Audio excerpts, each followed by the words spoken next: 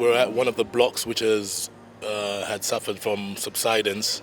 It's a 1970s build, and when they built them, they planted these trees around the buildings, which are now mature and 50 years old. So the building suffered from subsidence. Issues on site have been a lot of damage to the drainage and internal cracks.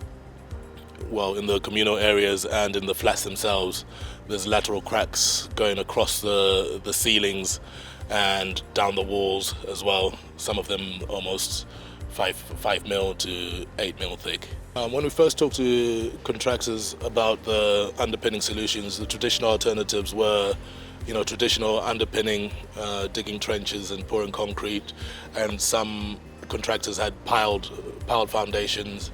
And most of the alternatives did involve moving the residents out of the ground floor residents, at least, out of the properties, and limiting access to and from the block itself. The comparison between the traditional alternatives and Geobear, the standout differences are the cost.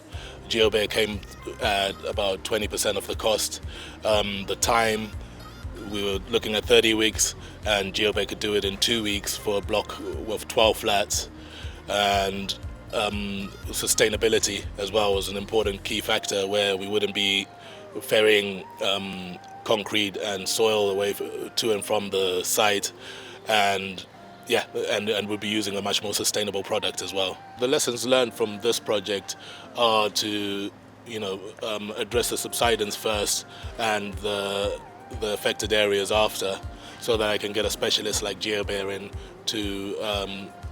to put in their solution, which worked out perfectly for us in winter. At the moment, as it's December, we were able to do the works within a couple of weeks and complete them well before Christmas, give the building a chance to settle, and then in January, come back and do all the crack repair, the landing steps, and path repairs as well. What I like about the Geobear solution is first and foremost its sustainability and its cost effectiveness, and also about the Geobear company is their weekly CPDs, which I've attended to already, and I've got to know the product a lot more, and I'll suggest it to anybody that I've worked with.